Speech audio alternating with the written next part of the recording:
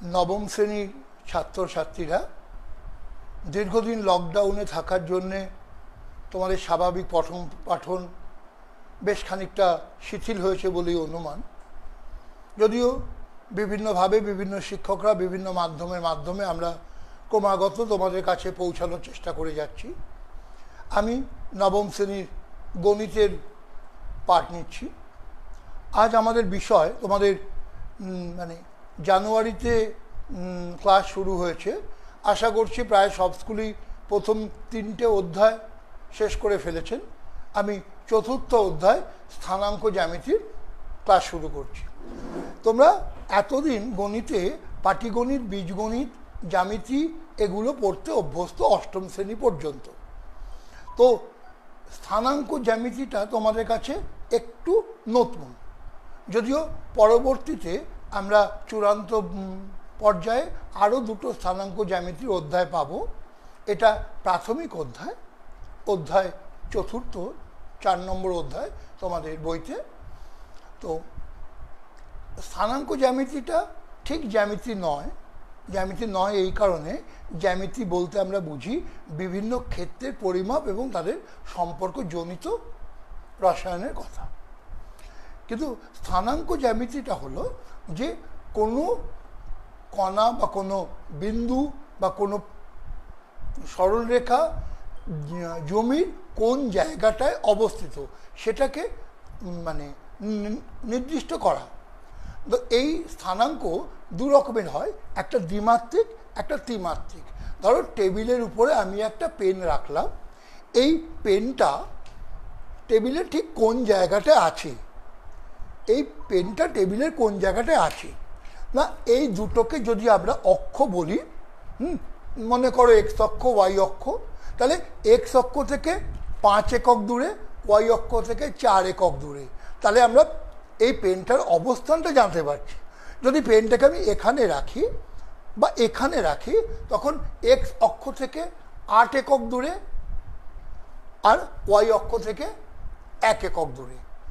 আমি সহজেই বুঝতে পারছি পেনের পরিমাণ, এই অবস্থা। আমার এই ঘরের মধ্যে কোথাও একটা বল ঝুলছে বা কোথাও একটা পোকা এক জায়গায় দাঁড়িয়ে রয়েছে। তো সেটাকে নির্দিষ্ট করার জন্যে আমি আমার ঘরের যে কোনো কোণায় 3টে অক্ষ পাবে। দেখো, একটা দৈর্ঘ্য বরাবর, একটা প্রস্থ বরাবর, একটা উচ্চতা বরাবর।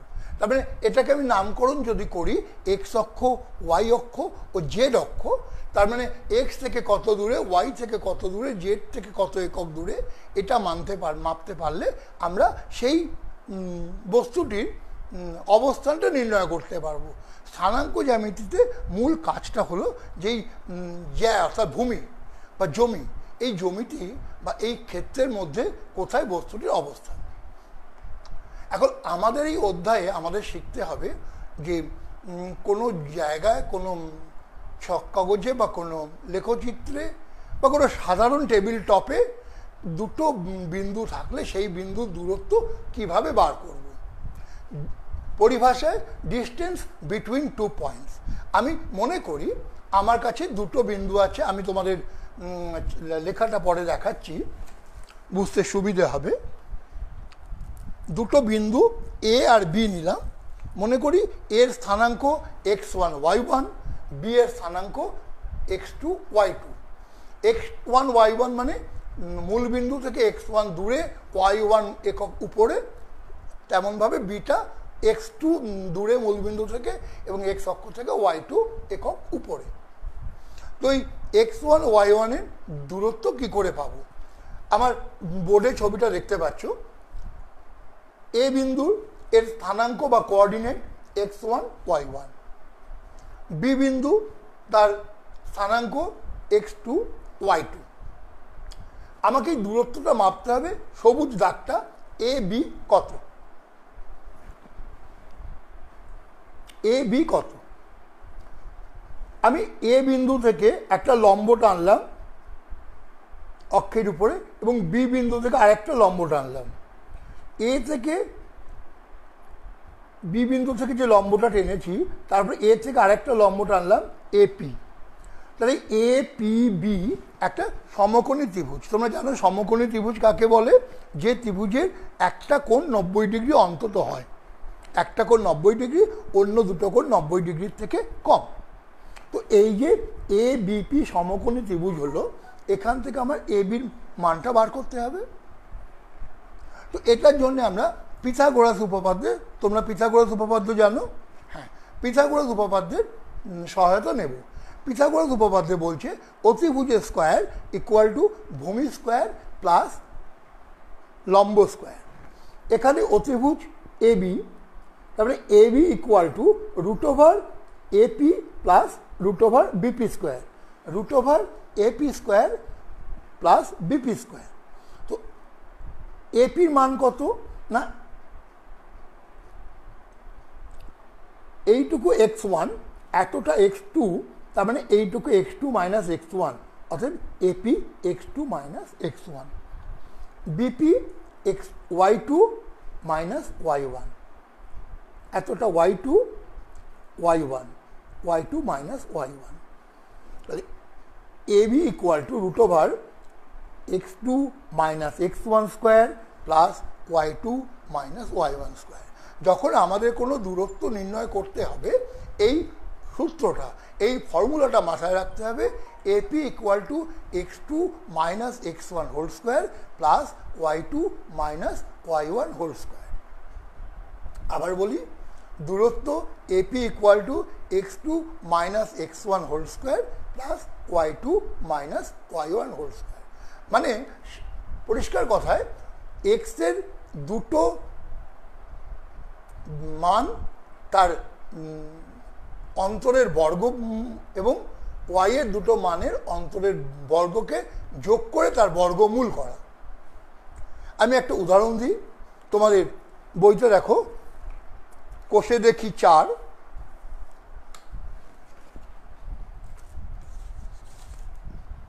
কোষে দেখি 4,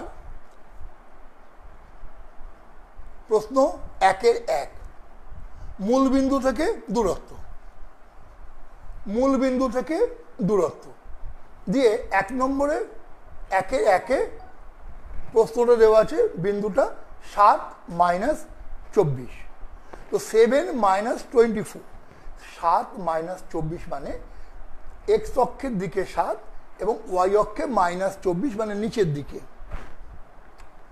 মনে করো মূলবিন্দু 0 0 ও, মূলবিন্দু ও যার স্থানাঙ্ক আমরা জানি 0 0, মূলবিন্দু স্থানাঙ্ক এটা একদম মনে রাখতে হবে, মূলবিন্দু স্থানাঙ্ক সবসময় 0 0।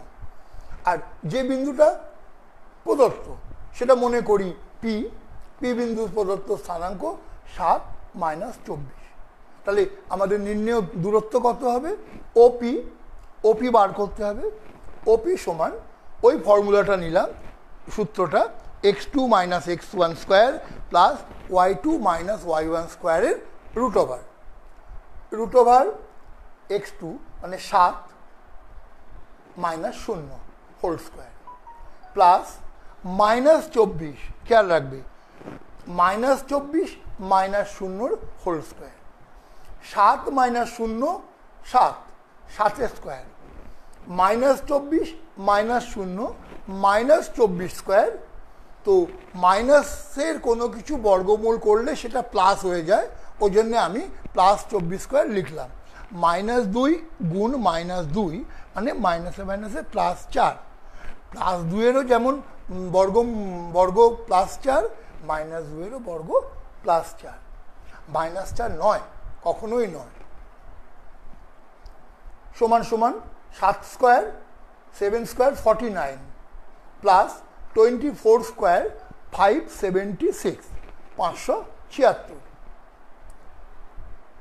এই 24 স্কোয়ারকে কি করে 576 আমি মুখে করলাম তোমাদেরও আমি জানাচ্ছি, কারণ দেখো গণিত এমন একটা কত তাড়াতাড়ি করা এবং এই ক্যালকুলেশন মানে গণনার কিছু নিয়মকানুন করা, এটা আরেকটা একটা কলা। এই কলাটা আমি একটুখানি সুযোগ পেয়েছি যখন আলোচনা করব। আগে অঙ্কটা বোঝো, 7 স্কোয়ার 49, 24 স্কোয়ার 576। তো 49 মানে 49 প্লাস 5 76 625 6 9 15 1 ক্যারি এক হাতে থাকলো 7 1 8 8 4 2 5 আর 1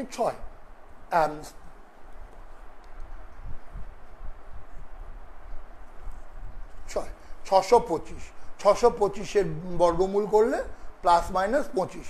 আমি শুধু প্লাস 25 লিখলাম কেন? দূরত্ব ঋণাত্মক ধরা যায় না, কোনো দুটো বিন্দুর দূরত্ব ঋণাত্মক ধরা যায় না, তাই আমি প্লাস মাইনাস 25-এর জায়গায় 25ই লিখলাম। এবার এই 24 থেকে 576 24 24 আমি মুখে মুখে কি করে গুণ করলাম আমি তোমাদের দেখানোর চেষ্টা করছি। যখন দুটো দু অঙ্কের সংখ্যাকে আমরা গুণ করব বা বর্গ করব, আমি সূত্রটা লিখলাম, এটা কিন্তু 1 ইন্টু 1 নয়, এটা একটা দাগ, একটা ক্রস, একটা এক। তার মানে প্রথমে একটা ডান দিকের দাগ মানে 4 4 গুণ করব, 4 4 16 6 হাতে 1। এবার ক্রস মানে এই দুটো 4 2 8 4 2 8 8 আর 8 16 16 আর 1 17 7 হাতে 1।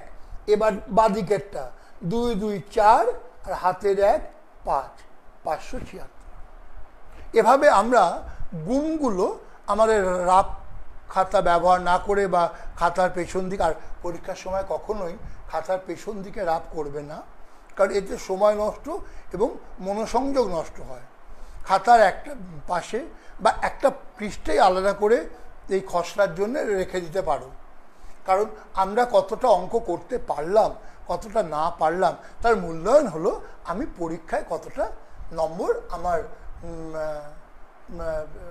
খাতায় তুলতে পারলাম।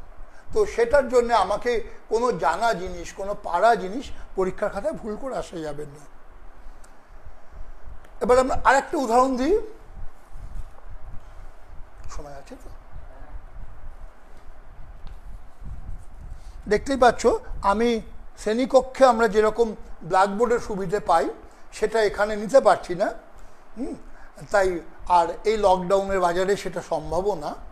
নিশ্চয়ই যখন শ্রেণীকক্ষ খুলবে, যখন শিক্ষক মশাইরা ক্লাসে তোমাদের এই অঙ্কগুলোই করাবেন, তখন বোর্ডে তারা ভালো করে করাতে পারবেন। আমি আগে খাতায় করে নিচ্ছি, তোমাদের দেখাচ্ছি। সঙ্গে সঙ্গে আমি যতক্ষণ করব আমি বাচিক কাজটা করতে শুরু করছি যাতে তোমাদের বুঝতে সুবিধা হয়। প্রশ্ন 2 2 এর 1, দুটো বিন্দুর দূরত্ব নির্ণয় করো। যেভাবে আমরা আগে করেছি সেভাবেই করলাম। মনে করি দুটো বিন্দু পি আর কিউ, পি এর স্থানাঙ্ক দেওয়া আছে 5 আর 7, কিউ এর স্থানাঙ্ক ধরে নিলাম 8 আর 3। তাহলে আমাকে দূরত্ব বার করতে হবে পি কিউ। সূত্র ব্যবহার করলাম বর্গমূল x2 minus x1 square 8 minus 5-এর whole square plus y2 minus y1 square 3 minus 7 whole square equal to 8 minus 5 3 square 3 minus 7 minus 4-এর হোল স্কোয়ার। 3 স্কোয়ার মানে 9 মাইনাস 4-এর হোল স্কোয়ার 16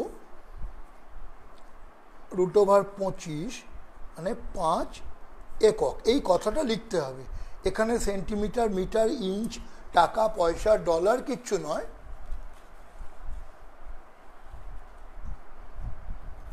হ্যাঁ, দেখতে পাচ্ছ দুটো বিন্দুর দূরত্ব। প্রশ্ন সংখ্যা 2 এর 1, দুটো বিন্দুর দূরত্ব নির্ণয় করো। বিন্দু দুটো প্রদত্ত আছে 5 7 ও 8 3। মনে করি পি স্থানাঙ্ক 5 7, কিউ 8 মাইনাস 5-এর হোল স্কোয়ার প্লাস 3 মাইনাস 7-এর হোল স্কোয়ার। 8 মাইনাস 5 মাইনাস 4-এর whole square, sorry 3 square plus minus 4 whole square. 3 square 9 plus 9 minus 4 square 4 4 16 minus মাইনাসে প্লাস মানে মাইনাস 4-এর whole square plus 16 root over 9 plus 16 মানে root over 25। Root over 25 মানে plus minus 5, কিন্তু আমরা দূরত্ব বলে প্লাস মাইনাস কথাটা ব্যবহার করব না। তাহলে দুটো এই প্রদত্ত দুটো বিন্দু নির্ণেয় দূরত্ব 5 একক। বুঝেছো?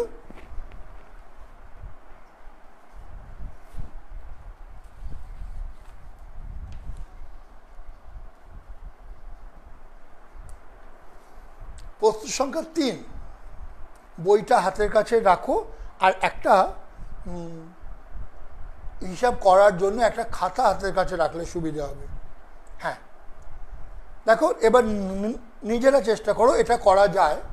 প্রশ্ন সংখ্যা 3, প্রমাণ করি যে -2 -11 বিন্দুটি -3 7 ও 4 6 থেকে সমদূরবর্তী। সমদূরবর্তী মানে ইকুও ডিস্টেন্স। মনে করো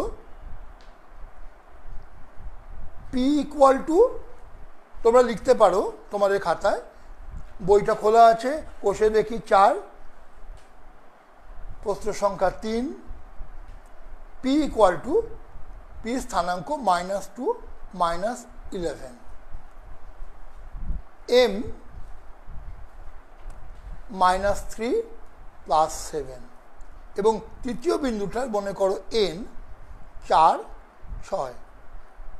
তোমাকে প্রমাণ করতে হবে PN সমান। তাহলে আমরা আগে PM বার করি।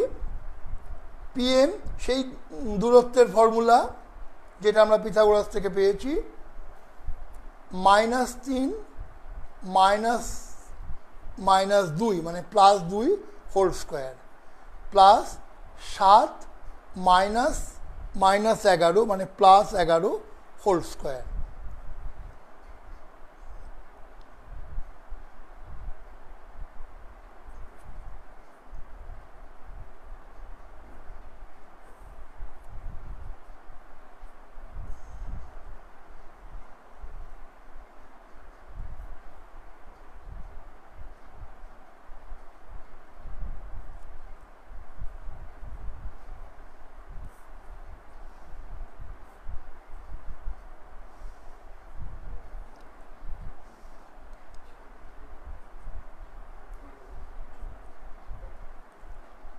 এভাবে PN বার করতে হবে। PN মানে √4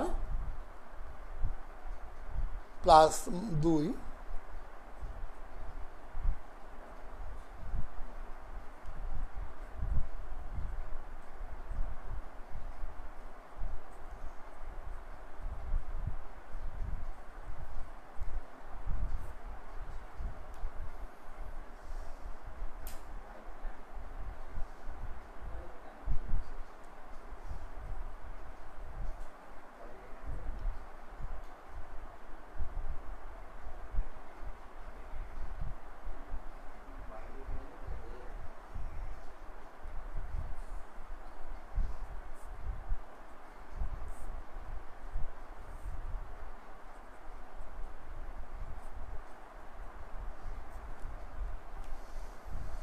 দেখো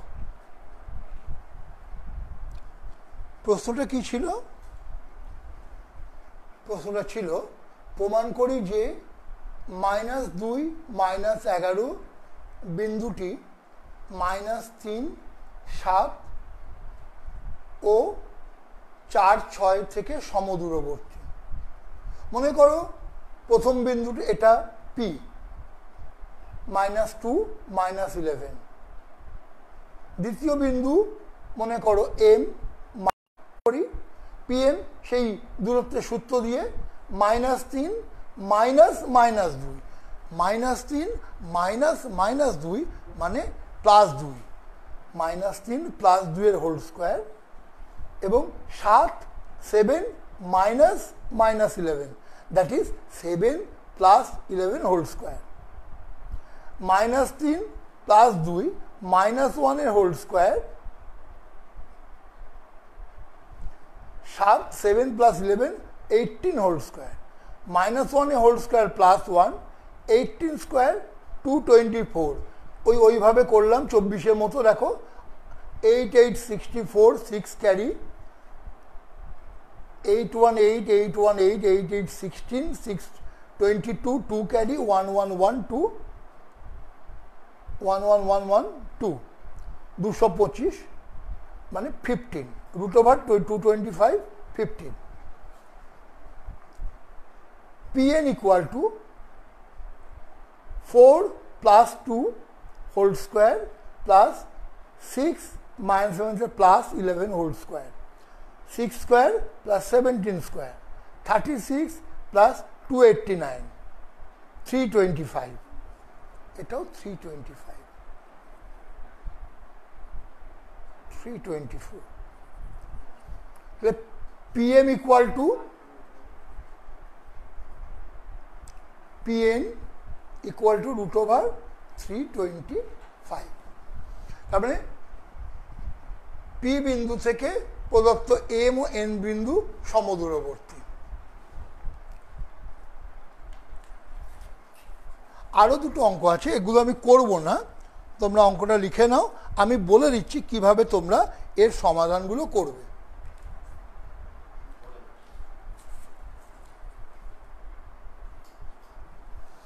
এই প্রথম বিশ্ব বাংলা সংবাদ অনলাইন ক্লাস শুরু করেছে।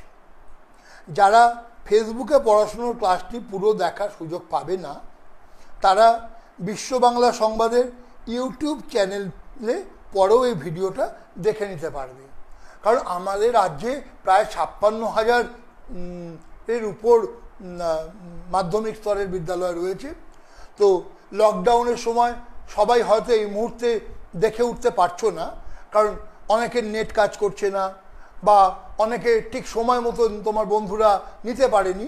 তুমি তোমার বন্ধুদের জানিয়ে দিও যে পার্থ স্যারের এই ক্লাসটা তোমরা ইউটিউবও দেখে নিতে পারবে, এবং তুমি যেখান থেকে জেনেছো সেখানে আজকের কথা সেখানে ইউটিউবের লিঙ্কটাও আছে, তুমি তোমার বন্ধুদের নিশ্চয়ই জানিয়ে দেবে, যাতে এই স্থানাঙ্ক জ্যামিতির অধ্যায়টা আমরা সবার কাছে পৌঁছে দিতে পারি খুব সহজে। আমি চেষ্টা করছি তোমাদের সহজ করে বোঝানোর, যদিও সেখানে কোনো খামতি আমার থেকে যায়, কারণ বুঝতেই পারছো আমরা শ্রেণীকক্ষে পড়াতে অভ্যস্ত। এরকমভাবে ক্যামেরার সামনে তোমাদের মুখ না দেখে পড়াতে কোনো শিক্ষকই স্বাচ্ছন্দ্য বোধ করে না। আমি চাই না আর একটা দিনও যেন আমাকে এভাবে ক্লাস না নিতে হয়। আমি চাই আমরা অচিরেই আমরা চক ডাস্টারে ফিরে যাই তোমাদের সামনে পৌঁছানোর জন্য। আমরা বাংলার হাজার হাজার শিক্ষক উদ্গ্রীব হয়ে রয়েছি, কিন্তু এই কদিন তোমরা আমাদের সঙ্গে সহযোগিতা করো, তোমার বন্ধুদের আমাদের কথাগুলো শেয়ার করাও, যাতে সবাই আমরা কাজটা আমাদের পড়াটা যেন পিছিয়ে না যায়। পৃথিবী একদিন শান্ত হবে, ঝড় একদিন থেমে যাবে, আমাকে পিছিয়ে পড়লে চলবে না, আমাকে নবম শ্রেণীর সিলেবাসটা শেষ করতে হবে। ঠিক আছে, আমি একটা অঙ্কে যাই, এটা আমি কিন্তু করবো না, এটা তোমরা করবে। হ্যাঁ, এবং যখন পরে শ্রেণীকক্ষে যাবে তোমরা এই অঙ্কগুলো তোমাদের শিক্ষককে দিয়ে দেখিয়ে নেবে।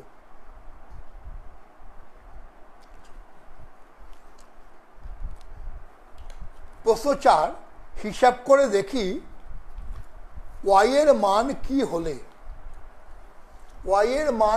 হলে 2y এবং 10-9 বিন্দুদ্বয়ের দূরত্ব 10 একক হবে। এখানেও তোমরা ধরে নেবে বিন্দু P 2y, বিন্দু Q মনে করো 10 9, 10 - 9, 10 - 9। PQ দূরত্ব বলা আছে 10, তার মানে P square Q square equal two 100 বর্গ একক। তো PQ 10 মানে root over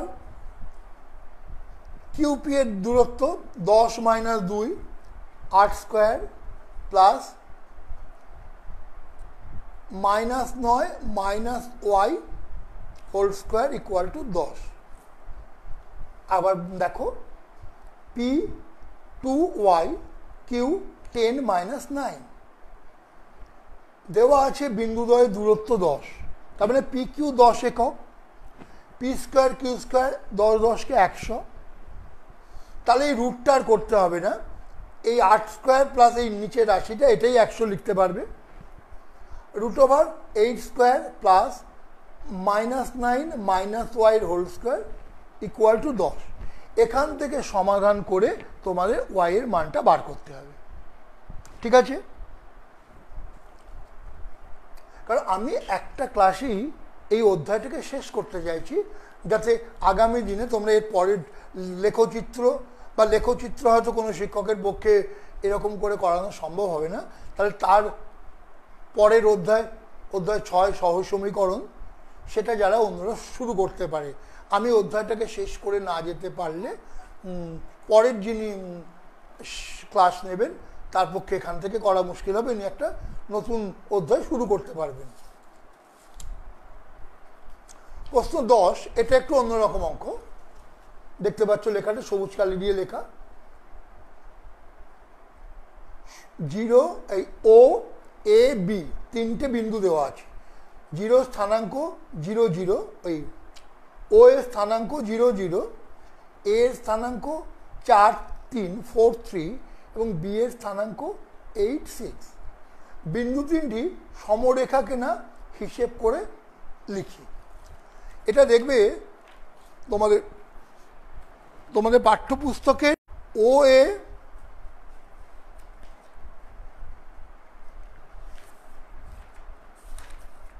a plus A B equal to O B.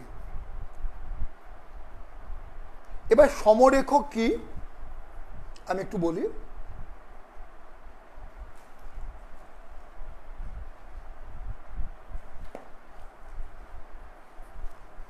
সমরেখ মানে তিনটে বিন্দু একই সরল রেখায় থাকাকে সমরেখ বলে। ও একটা বিন্দু, এ একটা বিন্দু, বি একটা বিন্দু,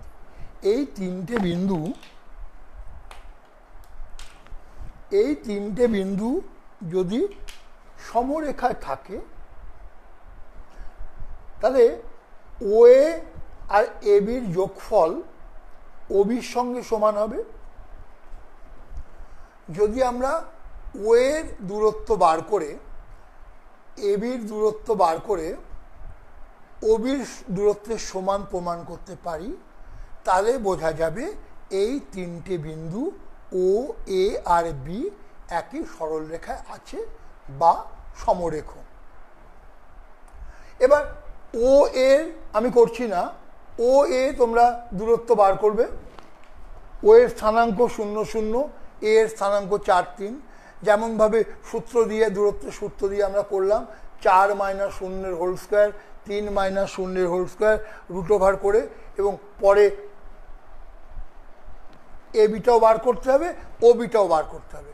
করে তোমাকে দেখবে ও এ আর ও বি যোগ করে ও বির সমান হবে। ও এ দূরত্ব মানে এই পথটা ও এ আর ও বি যোগ করে গোটা ও বির দূরত্ব সমান হবে। তখনই প্রমাণ হবে যে ও এ বি তিনটে বিন্দু একই সরল রেখায় অবস্থান করছে, অর্থাৎ ও এ বি সমরেখ।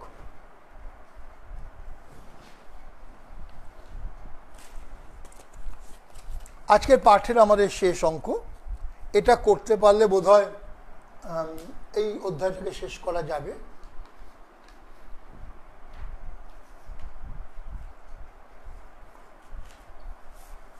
সামান্তরিক রম্বসের অঙ্ক আছে, সেটা আমি বলে দিচ্ছি। দেখাই যে 2 2 -2 + 2 এবং -2√3 + 2√3 বিন্দু তিনটি একটি সমবাহু ত্রিভুজের শীর্ষবিন্দু। তো সমবাহু ত্রিভুজ কাকে বলে? সমবাহু ত্রিভুজ হলো যে ত্রিভুজের তিনটে বাহু দৈর্ঘ্য সমান।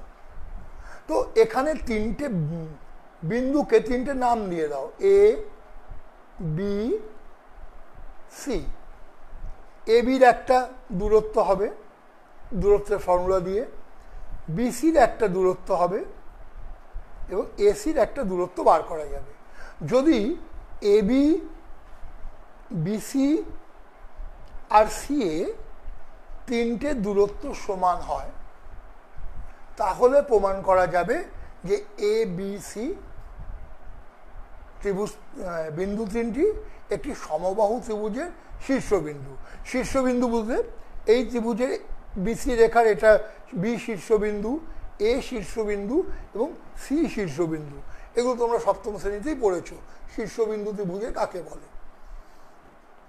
এরকম ত্রিভুজের এইটা সমবাহু ত্রিভুজ হলো। তো এখন সমবাহু ত্রিভুজ না দিয়ে সমদ্বিবাহু ত্রিভুজ আসতে পারত। এই এই কোষে দেখা 4 এরকম উদাহরণও আছে। সমদ্বিবাহু ত্রিভুজ হলে আমাকে দেখাতে হতো যে যে কোনো দুটো বাহু পরস্পরের মধ্যে সমান। সেটা যদি আমি এবিসি বিন্দুগুলো ধরি তাহলে হয় এবিবিসি সমান হবে, বা এবিএসি সমান হবে, বা বিসিএসি সমান হবে। আবার অনেক সময় প্রশ্নটা আরেকটু লম্বা করে দেওয়া হয়, সমকোণী সমদ্বিবাহু ত্রিভুজ বা সমকোণী ত্রিভুজ। তখন শুধু সমদ্বিবাহু ত্রিভুজ প্রমাণ করলে হয় না, তখন আবার বড় বাহুটা, বৃহত্তম বাহুটাকে, যেটাকে অতিভুজ বলি, সেই বৃহত্তম বাহুটাকে পিথাগোরাস সূত্র অনুযায়ী মেলাতে হয়। যে বড় বাহুটা মানে অতিভুজটার বর্গ অন্য দুটো বাহু মানে ভূমি আর লম্বের বর্গের যোগফল।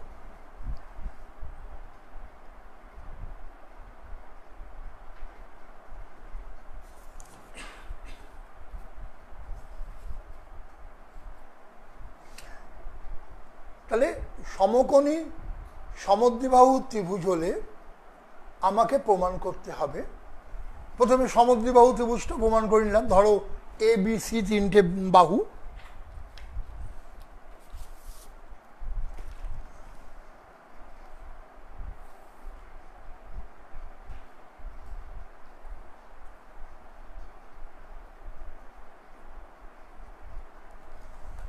এ বি সি 3টি বাহু, এর 3টের স্থানাঙ্ক দেওয়া আছে। সেখান থেকে এ বি বিসি এসি, তুমি তো জানবে না কোন দুটো সমান, তোমাকে 3টে বাহুরই দূরত্ব বার করতে হবে। তো যে দুটো সমান হবে আর যেটা সমান হবে না সেটা এই দুটো চাইতে বড় হতে হবে, বৃহত্তম বাহু হতে হবে। যদি বৃহত্তম না হয় তাহলে তুমি এটাকে সমকোণী সমদ্বিবাহু ত্রিভুজ প্রমাণ করতে পারবে না। এবার বৃহত্তম বাহুটার বর্গ অন্য দুটো বাহুর বর্গের যোগফলের সমান যদি প্রমাণ করতে পারি তাহলেই বলতে পারবো যে এই এবিসি ত্রিভুজটা সমকোণী সমদ্বিবাহু ত্রিভুজ। আবার কখনো এরকম হয়ে যায়, 4টে বিন্দু দিল, একটা চতুর্ভুজ আঁকো, এই চতুর্ভুজটা সামন্তরিক কিনা প্রমাণ করো, রম্বস কিনা প্রমাণ করো, আয়তক্ষেত্র কিনা প্রমাণ করো, বর্গক্ষেত্র কিনা প্রমাণ করো। আমরা স্থানাঙ্ক জ্যামিতিতে যেটুকু শিখলাম কিভাবে দুটো বিন্দুর দূরত্ব বার করতে হয়, আর এই সমকোণী ত্রিভুজ, সামন্তরিক, রম্বস, বর্গক্ষেত্র, আয়তক্ষেত্র এগুলো প্রমাণ করতে গেলে স্থানাঙ্ক জ্যামিতির সূত্রের সাথে সাথে জ্যামিতির ধারণাটা লাগবে। আয়তক্ষেত্র কি, তার ধর্ম কি, প্রপার্টিস, বর্গক্ষেত্র কি, তার বৈশিষ্ট্য কি, সামন্তরিক কি, তার বৈশিষ্ট্য কি, রম্বস কি, তার বৈশিষ্ট্য কি। সামন্তরিক নিশ্চয়ই জানো, আয়তক্ষেত্র, বর্গক্ষেত্র, রম্বস প্রত্যেকেই এক একটা সামন্তরিক। অর্থাৎ সামন্তরিক প্রমাণ করাটা খুব কঠিন কিছু না। সামন্তরিক হতে গেলে বিপরীত বাহু দুটোকে সমান ও সমান্তরাল হতে হবে। আমাদের এখানে সমান্তরালের কোনো প্রশ্ন নেই, কারণ আমরা দূরত্ব শুধু মাপতে শিখেছি, কোণ মাপতে শিখিনি। খুব স্বাভাবিকভাবেই আমরা ওই সমান্তরালটা প্রমাণ করার চেষ্টা করব না। আমরা যদি বিপরীত দুটো বাহু, ধরো এ বি সি ডি একটা সামন্তরিক হয়, তাহলে বিপরীত বাহুগুলো অবশ্যই হবে এ বি আর সিডি এবং এডি আর বিসি। আমি একটা একটা দাগ যেগুলো দিচ্ছি সে দুটো বাহু সমান, আবার দুটো দুটো দাগ যেখানে দিচ্ছি সে দুটো বাহু সমান। এডি বিসি সমান প্রমাণ করলে এবং এবি সিডি সমান প্রমাণ করতে পারলে প্রদত্ত বিন্দু 4টে একটা সামন্তরিকের শীর্ষবিন্দু প্রমাণ করা যাবে। বর্গক্ষেত্র রম্বসের বেলায় 4টে বর্গক্ষেত্র বা রম্বস, আমি একটু নিচে এঁকে দেখাই, প্রথমটা বর্গক্ষেত্র আঁকলাম,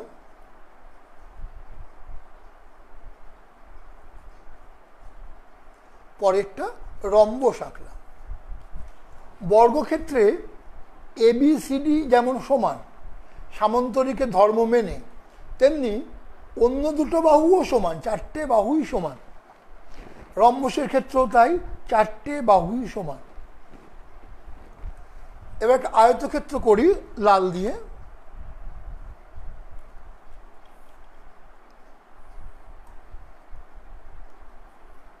ABCD।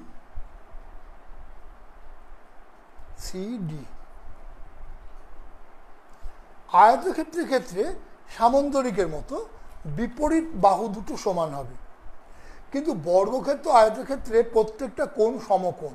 তার মানে যে কর্ণগুলো পাবো, সামান্তরিকের আয়তক্ষেত্রে কর্ণ লাল দিয়ে করলাম, বর্গক্ষেত্রে কর্ণ আমি সবুজ রং দিয়ে করলাম। এই কর্ণগুলো আমাকে পিথাগোরাস দিয়ে প্রমাণ করতে হবে। AD square equal to AC square plus CD square এবং AC square equal to BC square AD square. কর্ণ দুটো সমান প্রমাণ করতে পারলে আয়তক্ষেত্র বর্গক্ষেত্র প্রমাণ করা যাবে। আমরা স্থানাঙ্ক জ্যামিতি শিখলাম, অধ্যায় 4 আমরা শেষ করলাম।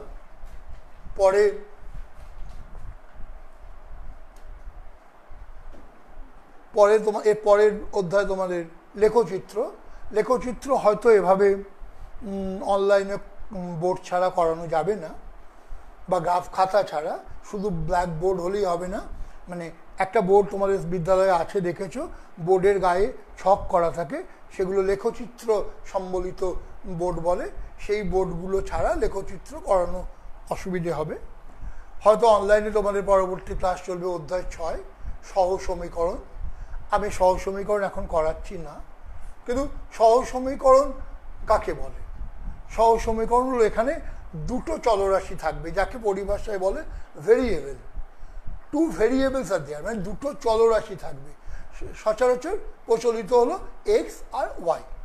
এই এক্স আর ওয়াই দিয়ে দুটো সমীকরণ থাকবে। দুটো চলরাশি দিয়ে দুটো সমীকরণ তোমাদের সমাধান করতে হয়। সহজ সমীকরণ চারটে ভাবে সমাধান করা যায়: অপনয়ন পদ্ধতিতে, পরিবর্তিত পদ্ধতিতে, তুলনামূলক পদ্ধতিতে, বর্জ্যগুণন পদ্ধতিতে এবং অবশ্যই লেখচিত্র পদ্ধতিতে। তোমরা করে দেখবে, যখন শিখবে প্রত্যেকটাতেই একই রকম মান উত্তর পাবে। অপনয়ন পদ্ধতি মানে এলিমিনেশন, ক্রস মাল্টিপ্লিকেশন, সাবস্টিটিউশন পরিবর্তিত পদ্ধতি, ক্রস মাল্টিপ্লিকেশন বর্জ্যগুণন পদ্ধতি এবং গ্রাফিক্যাল মেথড লেখচিত্র। সব জায়গাতেই একই রকম উত্তর পাবে। কিন্তু আমাদের মাধ্যমিকের প্রশ্নে অনেক সময়, বা নবম শ্রেণীর প্রশ্নে অনেক সময় কোন পদ্ধতিতে করতে হবে সেটা উল্লেখ করা থাকে। তার মানে তোমাকে চারটে পদ্ধতি রপ্ত করতে হবে। আর এই পর্যন্ত আমি যে কটা অঙ্ক করতে দিলাম সেগুলো নিশ্চয়ই ঘরে অনুশীলন করবে। তোমাদের পাঠ্যপুস্তকের পেছনে উত্তরমালা আছে, সেখান থেকে তোমার উত্তরটা সঠিক হয়েছে কিনা জানতে পারবে।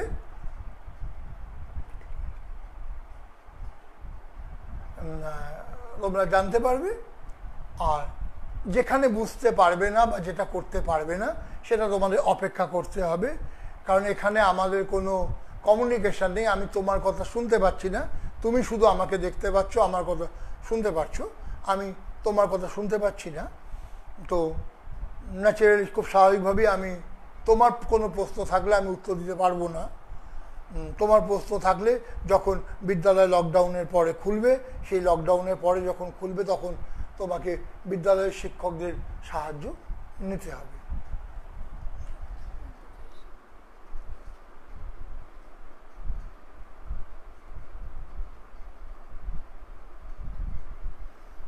চিনু সিমানি, তুমি জানতে চেয়েছো গুণটা আর একবার বলবেন স্যার? আচ্ছা। পম্পা ঘোষ, তুমি জানতে চেয়েছো কোন ক্লাস? পম্পা, আমরা এটা নবম শ্রেণীর অধ্যায় 4 করলাম। আমি গুণটা দেখাবার চেষ্টা করছি।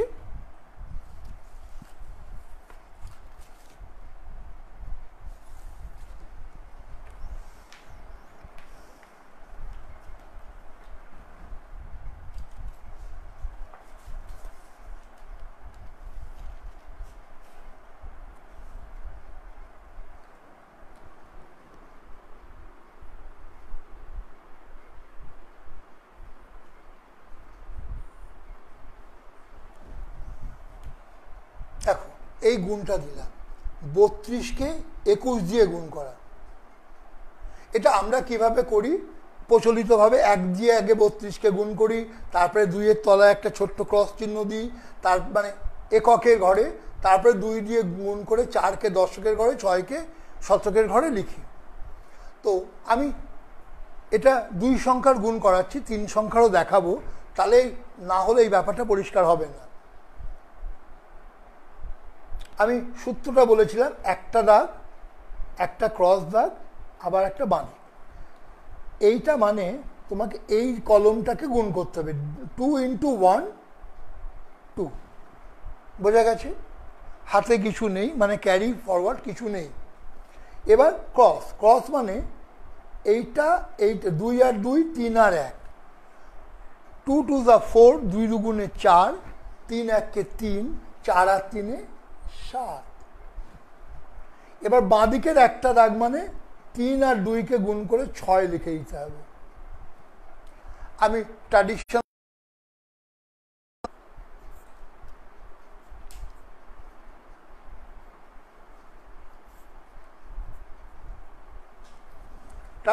গুণটা দেখো, 1 দিয়ে 32কে গুণ করে 32 পেয়েছিলাম, এককের ঘরে কেটে দিয়েছিলাম।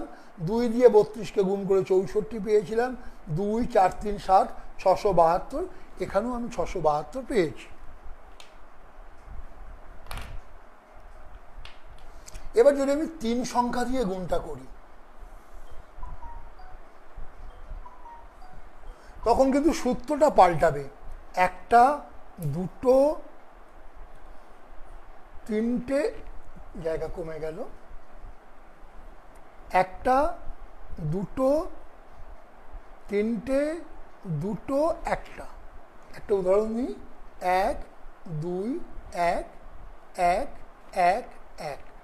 সংখ্যাটা ছোট নিলাম কেন? তাহলে হাতে থাকবে না, ক্যারি ফরওয়ার্ড হবে না, আর বুঝতে সুবিধা হবে।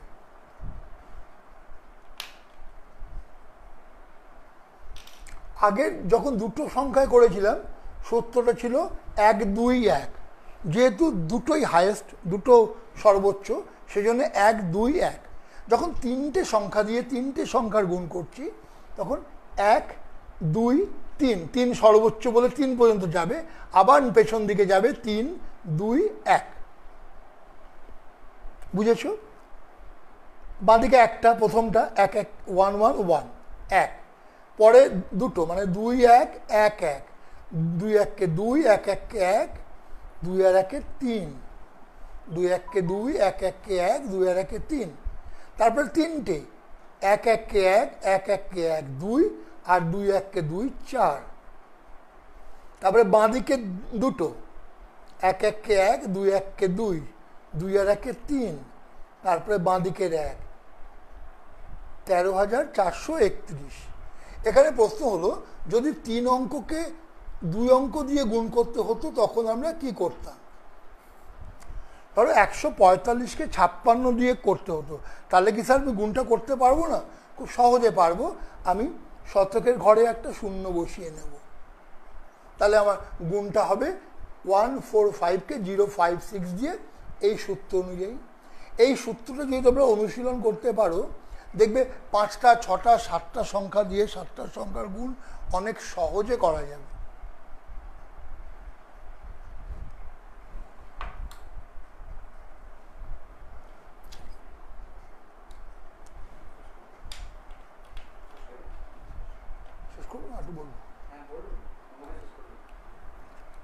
তো গুণের কথা উঠলো যখন, তোমাদের বিভিন্ন সময় বিভিন্ন রকম গুণ করতে হয়, আর একটু গুণের আলোচনা করি।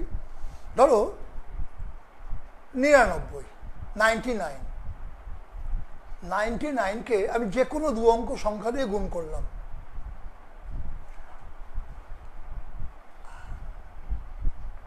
আচ্ছা, আমার সামনে ক্যামেরা পার্সনরা আছে, আমি তাদের একটু সহযোগিতা চাইছি। আমি 99কে একটা 2 অঙ্কের সংখ্যা দিয়ে গুণ করব। সে 45 হতে পারে, 56 হতে পারে, 82 হতে পারে, 62 হতে পারে, যা খুশি।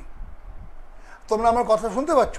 আমি 99কে গুণ করছি, ক্যামেরা পার্সন একটা 2 অঙ্কের সংখ্যা আমাকে বলবে। যে কোনো একটা সংখ্যা বলো, 2 অঙ্কের। 44।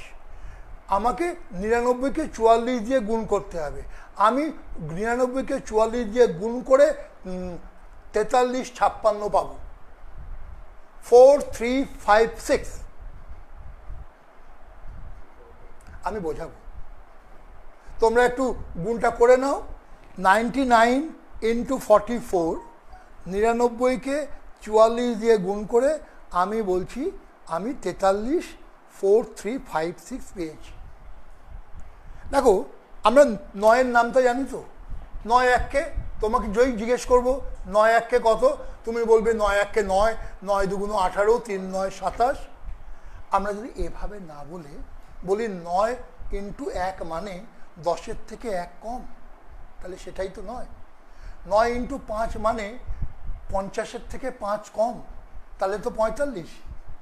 9 × 8 মানে 80 থেকে 9 কম, এই 80 থেকে 8 কম, 72। তেমনি 99 × 1, 99 × 1 মানে 100 থেকে 1 কম, 100 থেকে 1 কম 99। 99 × 5 মানে 500 থেকে 5 কম, 495। 99 × 44 বলেছে, 99 × 44 মানে 4400 থেকে 44 কম, 4400 থেকে কিছু কমে যাওয়া মানে সেটা 4300। সহস্র শতকের সংখ্যাটা 4 3, এটা নির্দিষ্ট হয়ে গেল। 44 দিয়ে 4400 থেকে কিছু কমা মানে 4300, আর 100 থেকে 44 কমা মানে 56। তাহলে গুণফল এসে দাঁড়ালো 43 56।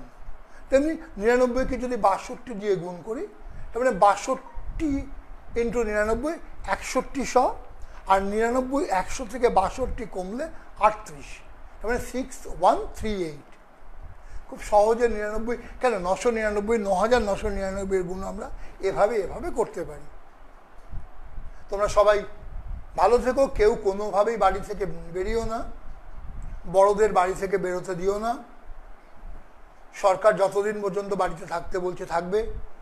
তোমাদের সবার সাহায্য নিয়ে আমরা করোনা ভাইরাসকে, এই মহামারীকে ঠেকাতে পারবো। তারপরে আবার বিদ্যালয়ের শ্রেণীকক্ষ খুললে চক ডাস্টার নিয়ে তোমাদের সঙ্গে আমাদের স্বাভাবিক সম্পর্ক আবার শুরু হবে। ততদিন তোমরা ভালো থেকো, এই আশীর্বাদ করি।